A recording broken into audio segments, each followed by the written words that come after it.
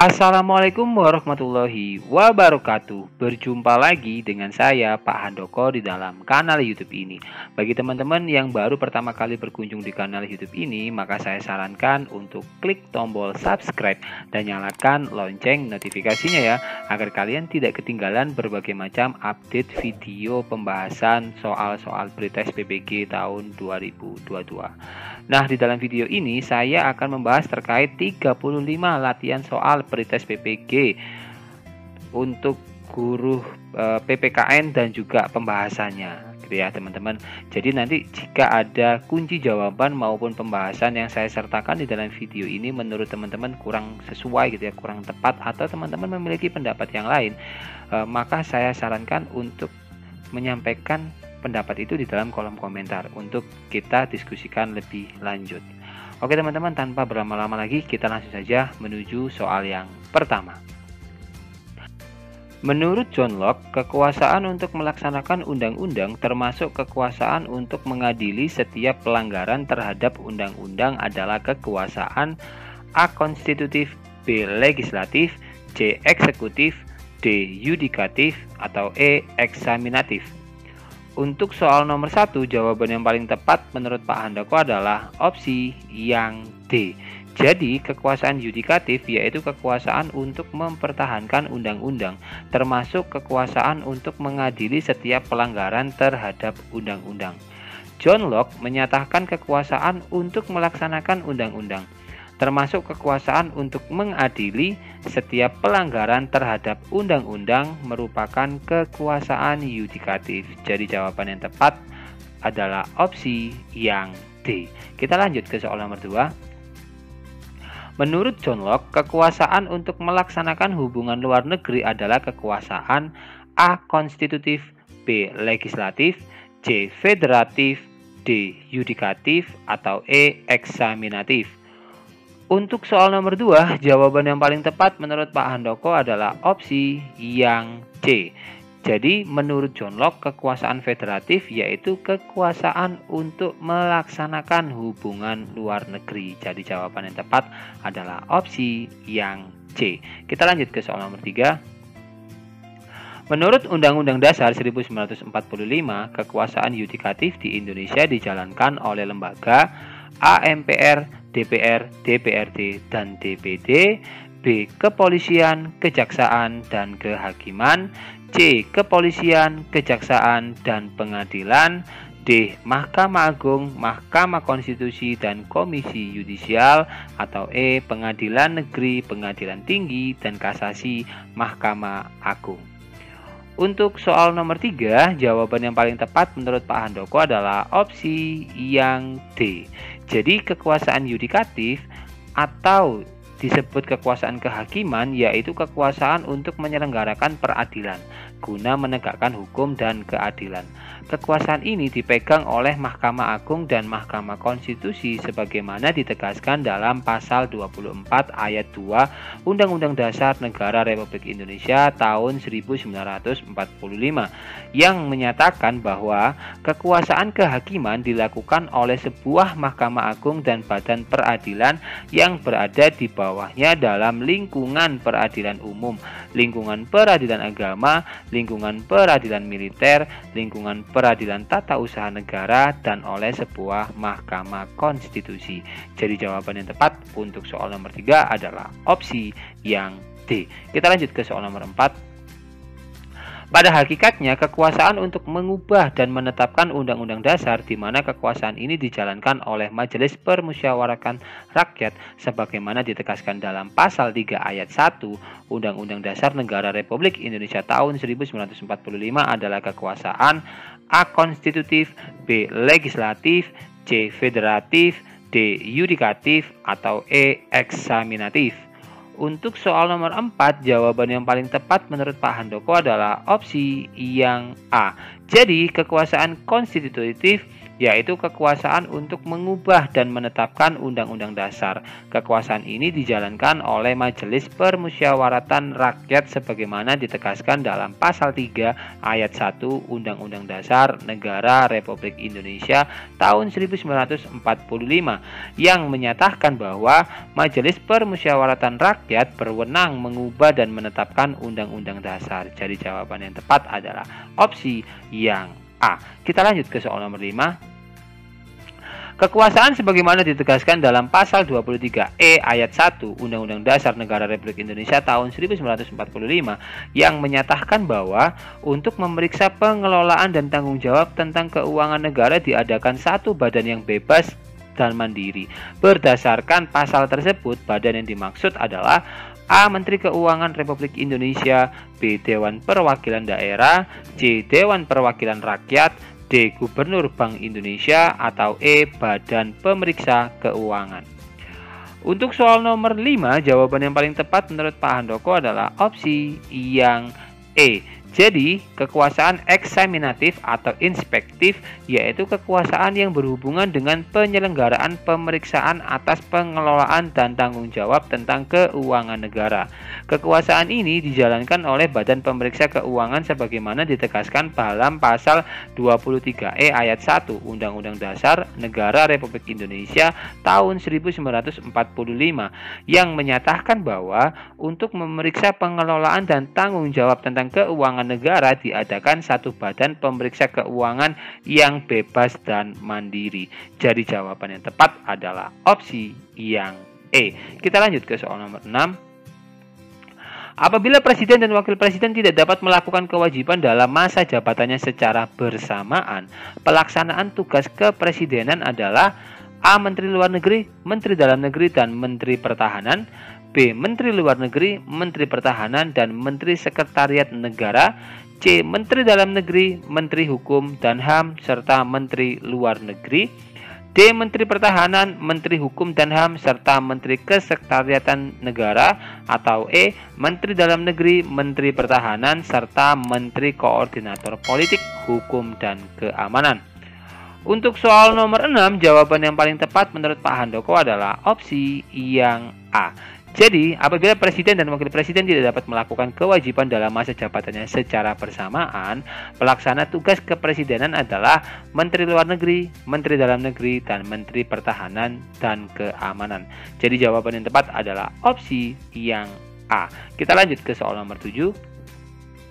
Kegiatan yang menunjukkan kewenangan presiden sebagai kepala negara adalah A. Membentuk kabinet menteri, B. Membahas rancangan undang-undang APBN, C. Membuat laporan pertanggungjawaban penggunaan APBN, D. Memberi pengampunan hukuman kepada terpidana kasus narkoba, atau E. Menetapkan peraturan pemerintahan pengganti undang-undang. Untuk soal nomor 7, jawaban yang paling tepat menurut Pak Handoko adalah opsi yang A. Jadi, kewenangan presiden sebagai kepala negara yang pertama adalah memegang kekuasaan tertinggi atas angkatan darat, angkatan laut, dan angkatan udara pasal 10.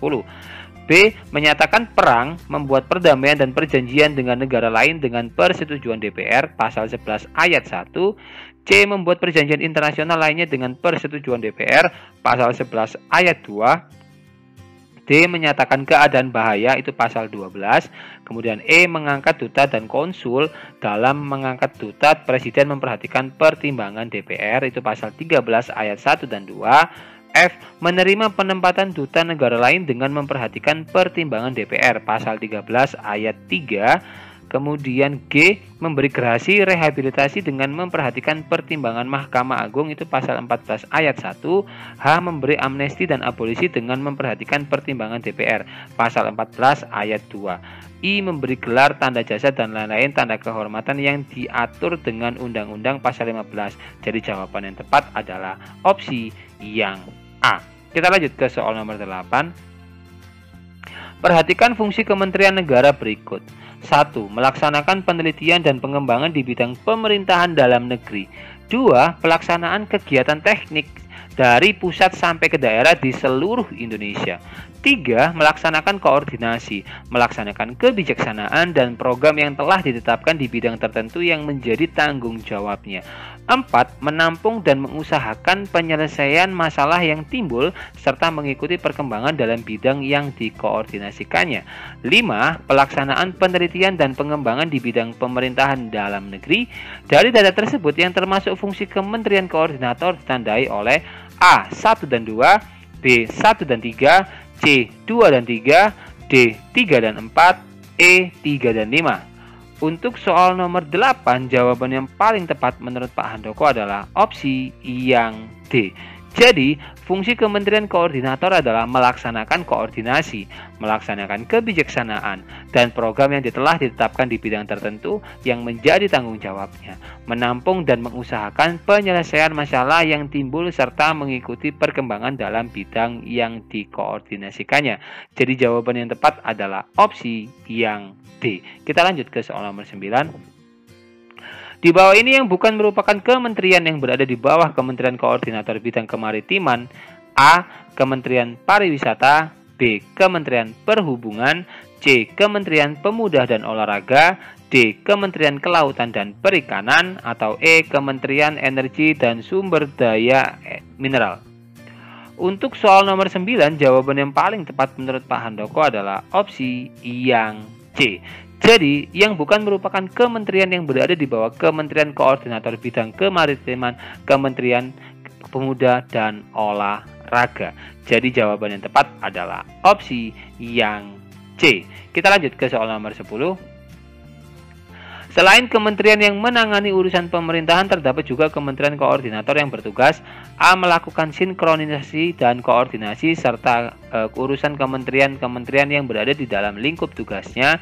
B. Menyelenggarakan urusan tertentu dalam pemerintahan untuk membantu Presiden dalam menyelenggarakan pemerintahan negara.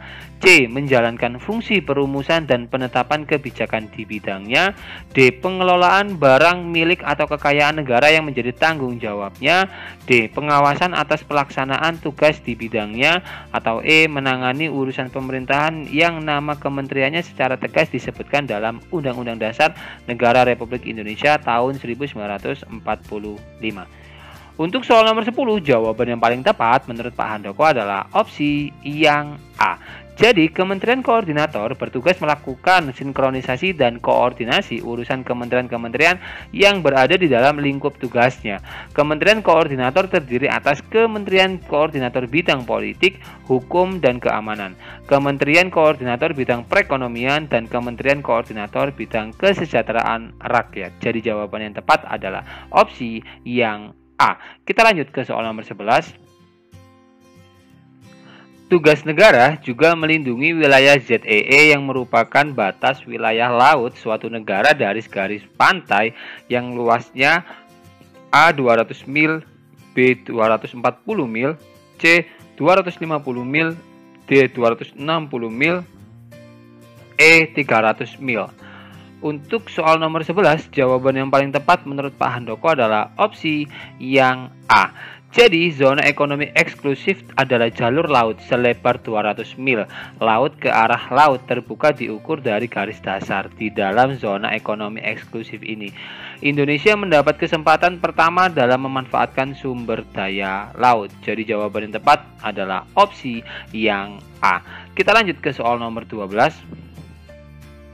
Isi dari pasal 25A Undang-Undang Dasar Negara Republik Indonesia tahun 1945 tentang wilayah Negara Kesatuan Republik Indonesia yang paling tepat adalah A. Negara Kesatuan Republik Indonesia adalah sebuah negara kepulauan yang berciri Nusantara di mana batas-batas wilayah lautan merupakan batas ambang dan bayang Indonesia berdasarkan landas kontinen, landas laut teritorial, dan ZEE. B. Negara Kesatuan Republik Indonesia adalah sebuah negara kepulauan yang berciri Nusantara dengan wilayah yang batas-batas dan haknya ditetapkan dengan undang-undang. C. Negara Kesatuan Republik Indonesia adalah sebuah negara kepulauan yang berciri Nusantara yang berarti pulau di atas wilayah perairan dengan landas kontinen Asia dan Australia.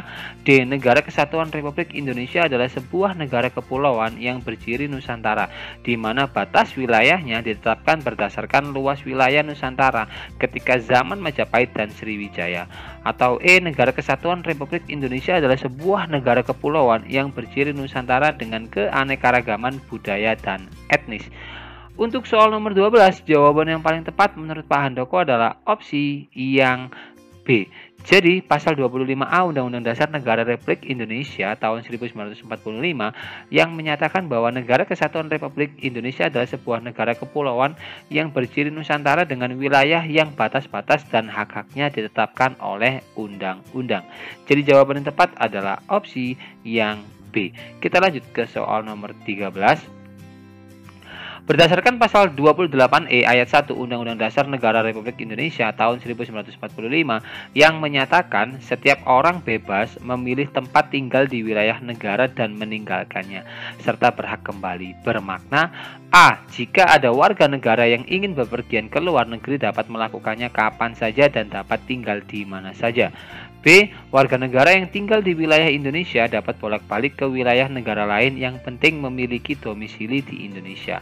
C. Setiap orang dapat tinggal di wilayah Indonesia maupun meninggalkan dan dalam waktu tertentu dapat kembali selama melaporkan keberadaannya di luar negeri. D. Orang yang tinggal di Indonesia dapat memilih dan meninggalkan wilayah tanpa surat izin tugas resmi dari negara dan sewaktu dapat kembali lagi. Atau E. Apabila ada orang yang ingin tinggal di Indonesia maka dapat diberi kemudahan untuk meninggalkan maupun kembali. Untuk soal nomor 13, jawaban yang paling tepat menurut Pak Handoko adalah opsi yang C.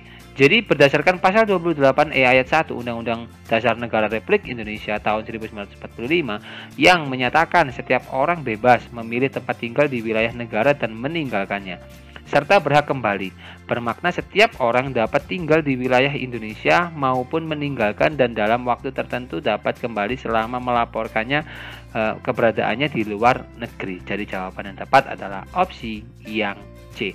Kita lanjut ke soal nomor 14. Berikut ini adalah batas wilayah Indonesia di bagian selatan terdiri dari A. Darat Malaysia batas laut dengan negara Malaysia, Singapura, Thailand, Vietnam, dan Filipina.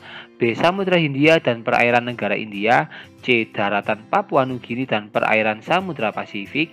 D. Wilayah darat Timor Leste, perairan Australia dan Samudra Hindia. Atau E. Samudra Hindia dan benua Australia. Untuk soal nomor 14, jawaban yang paling tepat menurut Pak Handoko adalah opsi yang D. Jadi, batas-batas wilayah Indonesia sebelah selatan berbatasan langsung dengan wilayah darat Timor Leste, perairan Australia dan Samudra Hindia. Timor Leste adalah bekas wilayah Indonesia yang telah memisahkan diri menjadi negara sendiri pada tahun 1999. Dahulu, wilayah ini dikenal dengan Provinsi Timor Timur. Provinsi Nusa Tenggara Timur adalah provinsi yang berbatasan langsung dengan wilayah Timor Leste, tepatnya di Kabupaten Belu. Selain itu, Indonesia juga berbatasan dengan perairan Australia. Jadi, jawaban yang tepat adalah opsi yang D. Kita lanjut ke soal nomor 15. Prinsip laut bukan sebagai pemisah tetapi pemersatu bangsa Indonesia terhadap dalam peraturan negara, yaitu A. Peraturan pemerintah pengganti Undang-Undang Nomor 4 PRP 1960. B. Hukum Laut PBB 1982 tentang UNCLOS. C. Deklarasi Juanda pada tanggal 13 Desember 1957. D. Undang-Undang Dasar Negara Republik Indonesia tahun 1945 pasal 25A.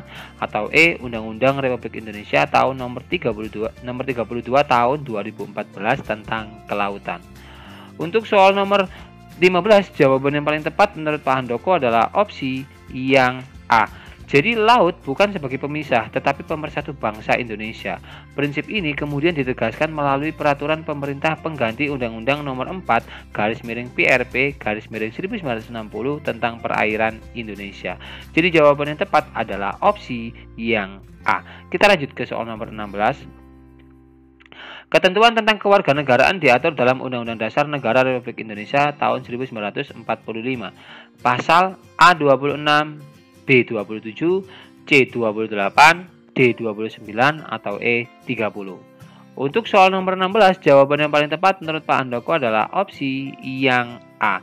Jadi keberadaan rakyat yang menjadi penduduk maupun warga negara secara konstitusional tercantum dalam pasal 26 Undang-Undang Dasar Negara Republik Indonesia tahun 1945, yaitu A. Yang menjadi warga negara ialah orang-orang bangsa Indonesia asli dan orang-orang bangsa lain yang disahkan dengan undang-undang sebagai warga negara.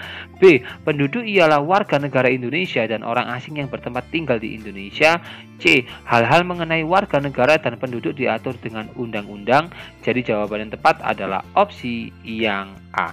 Kita lanjut ke soal nomor 17. Suatu proses hukum yang menyebabkan seseorang dengan syarat tertentu mempunyai kewarganegaraan lain disebut dengan A. Stelsel aktif, B. Stelsel pasif, atau C. Naturalisasi, D. Repudiasi, atau E. Apartheid.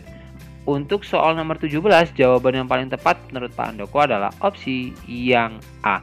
Jadi dalam menentukan status kewarganegaraan seseorang, pemerintah suatu negara lazim menggunakan dua stelsel, yaitu A. Stelsel aktif, yaitu seseorang harus melakukan tindakan hukum tertentu secara aktif untuk menjadi warga negara naturalisasi biasa. B. Stelsel pasif, yaitu seseorang dengan sendirinya dianggap menjadi warga negara tanpa melakukan suatu tindakan hukum tertentu atau naturalisasi istimewa. Jadi jawaban yang tepat untuk soal nomor 17 ini adalah opsi yang A. Kita lanjut ke soal nomor 18. Kewarganegaraan seseorang ditentukan berdasarkan pada tempat lahir orang yang bersangkutan disebut atas azas A. Ius soli, B. Ius sanguinis, C. Apartheid, D. Bipartheid, atau E. Repudiasi. Untuk soal nomor 18, jawaban yang paling tepat menurut Pak Handoko adalah opsi yang A. Jadi asas ius soli, asas kedaerahan, yaitu kewarganegaraan seseorang ditentukan berdasarkan tempat kelahirannya. Jadi jawaban yang tepat untuk soal nomor 18 ini adalah opsi yang A. Kita lanjut ke soal nomor 19. Seseorang keturunan bangsa A yang menganut asas ius soli lahir di negara B yang menganut asas ius sanguinis, maka status kewarganegaraan orang tersebut adalah A. Ius soli, B. Ius sanguinis, C. Apartheid, B. Bipartheid, atau E. Repudiasi. Untuk soal nomor 19, jawaban yang paling tepat menurut Pak Handoko adalah opsi yang C. Jadi, apartheid yaitu adanya seseorang penduduk yang sama sekali tidak mempunyai kewarganegaraan. Misalnya, seorang keturunan bangsa A yang menganut asas ius soli lahir di negara B yang menganut asas ius sanguinis. Jadi, jawaban yang tepat adalah opsi yang C. Kita lanjut ke soal nomor 20. Syarat seseorang mendapatkan naturalisasi istimewa adalah A. Tidak pernah dijatuhi pidana karena melakukan tindak pidana yang diancam dengan pidana penjara 1 tahun lebih. B. Jika dengan memperoleh kewarganegaraan Republik Indonesia tidak menjadi berkewarganegaraan ganda. C. Mempunyai pekerjaan dan atau berpenghasilan tetap. D. Membayar uang pewarganegaraan kekas negara, atau E. Orang asing yang telah berjasa kepada negara Republik Indonesia atau dengan alasan kepentingan negara. Untuk soal nomor 20, jawaban yang paling tepat menurut Pak Handoko adalah opsi yang E. Jadi naturalisasi istimewa diberikan sesuai dengan ketentuan pasal 20 Undang-Undang Republik Indonesia nomor 12 tahun 2006. Naturalisasi istimewa diberikan kepada orang asing yang telah berjasa kepada negara Republik Indonesia atau dengan alasan kepentingan negara.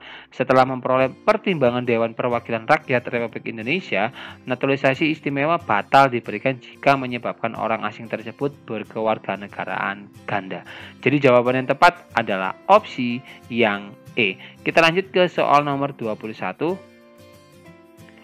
Bangsa yang besar tidak akan membiarkan negaranya terpuruk. Oleh sebab itu, setiap warga negara harus berupaya mempersatukan bangsa ini dengan semboyan A. NKRI harga mati, B. Wawasan Nusantara, C. Bhinneka Tunggal Ika, D. Tanhana Dharma Mangrwa, atau E. Tutwuri Handayani. Untuk soal nomor 21, jawaban yang paling tepat menurut Pak Handoko adalah opsi yang C. Jadi, bangsa yang besar tidak akan membiarkan negaranya terpuruk. Oleh sebab itu, setiap warga negara harus berupaya mempersatukan bangsa ini dengan semboyan NKRI harga mati. Inilah komitmen bangsa Indonesia yang menyatakan negara Kepulauan Nusantara dengan hak dan batas wilayah yang ditetapkan oleh undang-undang melalui kesadaran untuk mempertahankan keutuhannya. Jadi jawaban yang tepat adalah opsi yang C. Kita lanjut ke soal nomor 22. Dalam sistem pemerintahan keamanan rakyat semesta, rakyat berfungsi sebagai kekuatan: A. Utama sistem keamanan, B. Utama sistem pertahanan, C. Mayoritas sistem pertahanan, D. Pendukung pertahanan keamanan, atau E. Utama sistem pertahanan dan keamanan. Untuk soal nomor 22, jawaban yang paling tepat menurut Pak Handoko adalah opsi yang B. Jadi makna yang terkandung dalam sis Hankam Rata, rakyat adalah yang utama dan dalam kesemestaan, baik dalam semangat maupun dalam mendayagunakan segenap kekuatan dan sumber daya nasional untuk kepentingan pertahanan dalam membela eksistensi NKRI. Keikutsertaan rakyat dalam sis Hanek pada dasarnya merupakan perwujudan dari hak dan kewajiban setiap warga negara untuk ikut serta dalam usaha-usaha pertahanan negara. Keikutsertaan warga negara dalam pertahanan negara adalah wujud kehormatan warga negara untuk merefleksikan haknya. Jadi jawaban yang tepat adalah opsi yang B. Kita lanjut ke soal nomor 23. Contoh keikutsertaan kalian di sekolah dalam pelatihan dasar kemiliteran dapat dilakukan dengan kegiatan A. Menjadi prajurit TNI atau Polri, B. Mengikuti pertandingan olahraga di tingkat internasional, C. Mengikuti kegiatan kepramukaan dengan penuh kesadaran, D. Mengikuti olimpiade fisika, matematika, dan kimia di luar negeri, atau E. Pengabdian warga negara dalam menanggulangi korban bencana alam. Untuk soal nomor 23, jawaban yang paling tepat menurut Pak Handoko adalah opsi yang C. Jadi contoh keikutsertaan kalian di sekolah dalam pelatihan dasar kemiliteran dapat dilakukan melalui kegiatan mengikuti kegiatan kepramukaan dengan penuh kesadaran. Karena dalam kegiatan pramuka terdapat dasar dharma pramuka yang manifestasinya adalah menjadi warga muda yang taat dan patuh pada aturan negara dengan kesadaran yang tinggi, penuh kasih sayang dan tabah. Jadi jawaban yang tepat adalah opsi yang C. Kita lanjut ke soal nomor 24. Sikap dan perilaku warga negara yang dijiwai kecintaannya terhadap Negara Kesatuan Republik Indonesia berdasarkan Pancasila dan Undang-Undang Dasar Negara Republik Indonesia tahun 1945 dalam menjamin kelangsungan hidup bangsa dan negara. Pernyataan tersebut merupakan pengertian A. Bela negara, B. Sistem bela negara, C. Pertahanan negara, D. Sistem keamanan nasional, atau E. Sistem pertahanan keamanan rakyat semesta. Untuk soal nomor 24, jawaban yang paling tepat menurut Pak Handoko adalah opsi yang A. Jadi, bela negara sesungguhnya merupakan salah satu pembentuk jati diri dan kepribadian bangsa Indonesia yang bertanggung jawab, sadar hak dan kewajiban sebagai warga negara, cinta tanah air sehingga mampu menampilkan sikap dan perilaku patriotik dalam wujud bela negara. Jiwa patriotik demi bangsa dan negara yang tampil dalam sikap dan perilaku warga negara yang sadar bela negara merupakan bangun kekuatan bela negara dalam sis Hanek. Jadi jawaban yang tepat adalah opsi yang A. Kita lanjut ke soal nomor 25. Wajib militer bagi warga negara adalah sangat wajar untuk mempertahankan keutuhan wilayah negara. Hal ini amanat konstitusi pasal A30 ayat 1, B30 ayat 2, C30 ayat 3, D30 ayat 4, atau E30 ayat 5. Untuk soal nomor 25, jawaban yang paling tepat menurut Pak Handoko adalah opsi yang A. Jadi wajib militer bagi warga negara adalah sangat wajar untuk mempertahankan keutuhan wilayah negara. Hal ini amanat konstitusi pasal 30 ayat 1 Undang-Undang Dasar Negara Republik Indonesia tahun 1945 yang menyatakan tiap-tiap warga negara berhak dan wajib ikut serta dalam usaha pertahanan dan keamanan negara.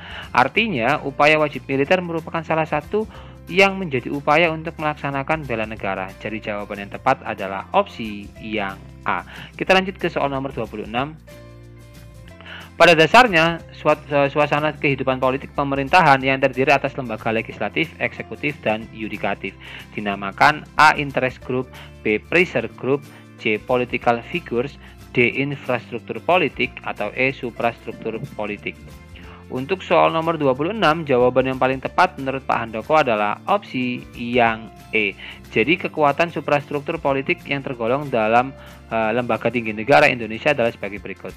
Majelis Permusyawaratan Rakyat atau MPR, Dewan Perwakilan Rakyat atau DPR, dan Dewan Perwakilan Daerah DPD merupakan kekuasaan legislatif.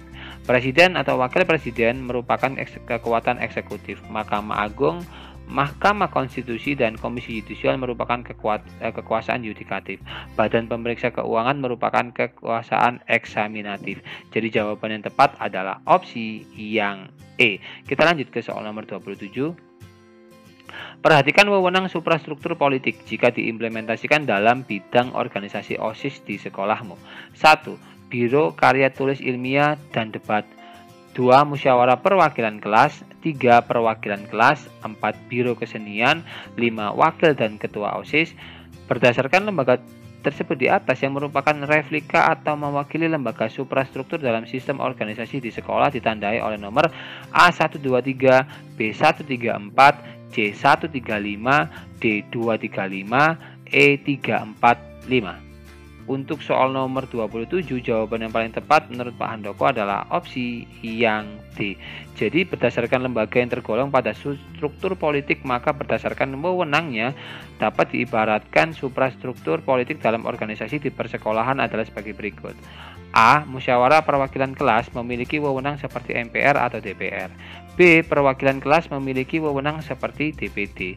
C. Wakil dan Ketua OSIS memiliki wewenang seperti Presiden dan Wakil Presiden.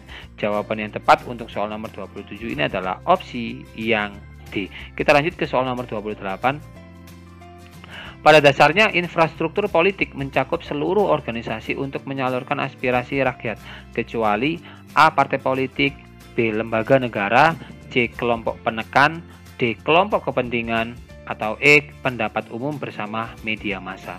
Untuk soal nomor 28, jawaban yang paling tepat menurut Pak Handoko adalah opsi yang B. Jadi infrastruktur politik diklasifikasikan terdapat 4 kekuatan, yaitu A. Partai politik, B. Kelompok kepentingan yaitu interest group, C. Kelompok penekan atau pressure group, D. Media komunikasi politik. Jadi jawaban yang tepat adalah opsi yang B. Kita lanjut ke soal nomor 29. Pada dasarnya, suatu organisasi yang berusaha mempengaruhi kebijakan pemerintah pada waktu yang sama dan berkehendak memperoleh jabatan publik adalah A. Partai politik, B. Organisasi politik, C. Kelompok penekan, D. Kelompok kepentingan, atau E. Organisasi kemasyarakatan. Untuk soal nomor 29, jawaban yang paling tepat menurut Pak Handoko adalah opsi yang D. Jadi kelompok kepentingan atau interest group yaitu kelompok yang mempunyai kepentingan terhadap kebijakan politik negara. Kelompok kepentingan bisa menghimpun atau mengeluarkan dana dan tenaganya untuk melaksanakan tindakan politik yang biasanya berada di luar tugas partai politik. Seringkali kelompok ini bergandengan erat dengan salah satu partai politik atau adanya bersifat independen atau mandiri gitu ya. Untuk mewujudkan tujuannya, tidak menutup kemungkinan kelompok kepentingan melakukan negosiasi dan mencari dukungan kepada masyarakat perseorangan ataupun kelompok masyarakat. Contoh dari kelompok kepentingan adalah elit politik, pembayar pajak, serikat dagang, lembaga swadaya masyarakat, LSM, atau serikat buruh, dan sebagainya. Jadi jawaban yang tepat adalah opsi yang D. Kita lanjut ke soal nomor 30. Suatu aktivitas seseorang atau sekelompok orang untuk secara aktif dalam kehidupan politik dinamakan A. Sistem politik, B. Dinamika politik, C. Partisipasi politik, D. Sosialisasi politik, atau E. Komunikasi politik. Untuk soal nomor 30, jawaban yang paling tepat menurut Pak Handoko adalah opsi yang C. Jadi seseorang yang melibatkan diri dalam suatu kegiatan politik atau kebijaksanaan negara dinamakan partisipasi politik. Jadi jawaban yang tepat adalah opsi yang C. Kita lanjut ke soal nomor 31. Peran serta masyarakat dalam sistem politik Indonesia dilakukan di berbagai aktivitas sesuai Undang-Undang Nomor 9 Tahun 1998. Sebuah produk hukum yang dikeluarkan awal reformasi di Indonesia, di dalamnya terdapat bentuk-bentuk dan tata cara menyampaikan pendapat di muka umum. Di bawah ini yang tidak sesuai dengan undang-undang tersebut adalah A. Rapat umum, B. Mimbar bebas, C. Arak-arakan, D. Unjuk rasa, atau E. Pawai.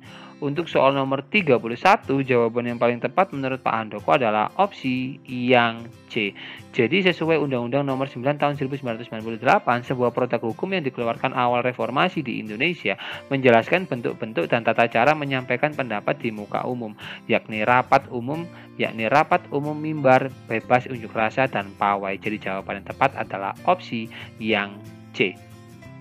Kita lanjut ke soal nomor 32.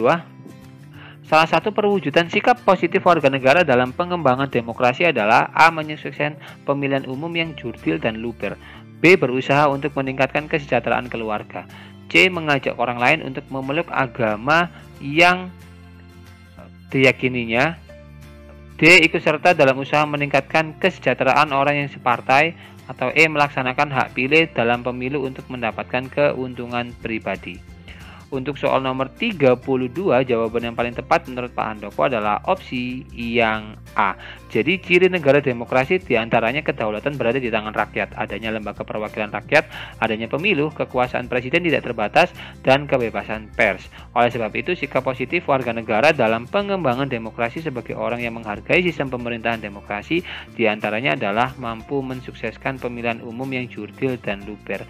Jadi jawaban yang tepat adalah opsi yang A. Kita lanjut ke soal nomor 33. Suatu penyelenggaraan manajemen pembangunan yang solid dan bertanggung jawab yang sejalan dengan prinsip demokrasi dan pasar yang efisien, penghindaraan salah satu alokasi dana investasi, dan pencegahan korupsi baik secara politik maupun administratif, menjalankan disiplin anggaran serta penciptaan legal dan political framework bagi tumbuhnya aktivitas usaha disebut dengan A. Demokrasi, B. Demokratis, C. Pelayanan prima, D. Pegawai yang baik, atau E. Pemerintahan yang baik. Untuk soal nomor 33, jawaban yang paling tepat menurut Pak Handoko adalah opsi yang E. Jadi, menurut World Bank Good Governance adalah suatu penyelenggaraan manajemen pembangunan yang solid dan bertanggung jawab yang sejalan dengan prinsip demokrasi dan pasar yang efisien, penghindaran salah satu alokasi dana investasi, dan pencegahan korupsi baik secara politik maupun administratif, menjalankan disiplin anggaran serta penciptaan legal and political framework bagi tumbuhnya aktivitas usaha. Jadi jawaban yang tepat adalah opsi yang E. Kita lanjut ke soal nomor 34. Berikut tidak termasuk pada tata kelola pemerintahan yang baik dan diperlukan, yaitu A. Pemerintahan yang demokratis, B. Mewujudkan efisiensi dalam manajemen sektor publik, C. Terwujudnya akuntabilitas publik, D. Tersedianya perangkat hukum yang memadai, atau E. Adanya sistem informasi yang bebas tanpa aturan. Untuk soal nomor 34, jawaban yang paling tepat menurut Pak Handoko adalah opsi yang E. Jadi untuk memperimplementasikan tata kelola pemerintahan yang baik diperlukan beberapa persyaratan, yaitu 1. Pemerintahan yang demokratis, 2. Mewujudkan efisiensi dalam manajemen sektor publik, 3. Terwujudnya akuntabilitas publik, 4. Tersedianya perangkat hukum yang memadai, 5. Adanya sistem informasi yang menjamin akses masyarakat terhadap berbagai kebijakan dan atau informasi yang bersumber baik dari pemerintah maupun dari elemen swasta serta LSM, 6. Adanya transparansi dalam pembuatan kebijakan dan implementasinya sehingga hak masyarakat untuk mengetahui right to information keputusan pemerintah terjamin. Jadi jawaban yang tepat adalah opsi yang E. Kita lanjut ke soal nomor 35. Tata kelola pemerintahan yang baik merupakan bentuk pengelolaan negara dan masyarakat yang berstandar pada stakeholders. Salah satu prakteknya yaitu dengan A. Pemerintah dan masyarakat duduk bersama untuk membicarakan masalah, B. Merencanakan bersama LSM apa yang mau dilakukan di masa mendatang, C. Menyebarluaskan rencana yang belum pasti untuk diketahui masyarakat, D. Melaksanakan rencana pembangunan yang belum diajukan kepada DPR, atau E. Melaksanakan anggaran tahun yang sebelumnya untuk kegiatan masa depan. Untuk soal nomor 35, jawaban yang paling tepat menurut Pak Handoko adalah opsi yang A. Jadi pada prakteknya, tata kelola pemerintahan yang baik merupakan bentuk pengelolaan negara dan masyarakat yang berstandar pada stakeholders. Pemerintah dan masyarakat duduk bersama untuk membicarakan masalah-masalah yang dihadapi bersama dan sekaligus merencanakan bersama apa yang mau dilakukan dan dikerjakan di masa mendatang. Jadi jawaban yang tepat adalah opsi yang A. Wah, tidak terasa kita sudah berada di penghujung video pembelajaran ini, teman-teman. Jika kalian ada pertanyaan seputar materi ini, kalian dapat menuliskannya di kolom komentar, atau kalian juga bisa menanyakan hal itu kepada saya melalui kontak medsos ini ya. Saya ucapkan terima kasih bagi kalian yang telah menonton video ini hingga akhir. Jika kalian merasa video ini bermanfaat, jangan lupa bagikan video ini kepada teman-teman kalian ya, agar kebermanfaatan itu tidak hanya berhenti di kalian saja. Dan juga jangan lupa untuk klik subscribe dan like video ini. Akhir kata, Assalamualaikum warahmatullahi wabarakatuh. Salam Historia.